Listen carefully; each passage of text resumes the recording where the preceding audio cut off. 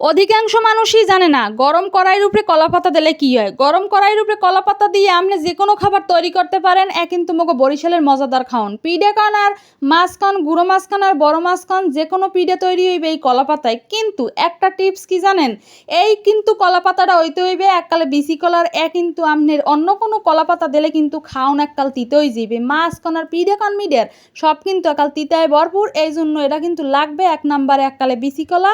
যে বিসি কলার এই কলাপাতায় ভাজলে আইবে সুগরান, আমের খাওনে হইবে স্বাদ অন্যরকম। মাছ ভাজলে মাছ আমের ভাঙবে না, তেল বাঁচতে যাইবে এবং মাছ দিয়ে সুগরান আইবে। আর যদি আপনি পিঠা ভাজেন তো পিঠের কথা তো আমার কয় লাগে না। পিঠের যে স্বাদ, হ্যাঁ এককালে 100-500 গুণ বাড়ি যাইবে। বরিশালের ঐতিহ্যবাহী এই হয়েছে কলাপাতার মাছ আর কলাপাতার পিঠা।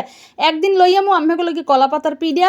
যাই হোক দেখেন মোর মাছ কিন্তু ভাজা হয়ে গেছে, একটা মাছও ভাঙ্গে না। আর এত মাছ দিয়ে সুগেরান আইতে আছে, তেলটাও কিন্তু মোর পরিষ্কার। মুই অন্য কামে কিন্তু তেলটা ব্যবহার করতে পারমু। এই দেখেন এককাল তেলটা কিন্তু এককাল পরিষ্কার। ও আর একটা কথা, তেলও কিন্তু কম লাগে।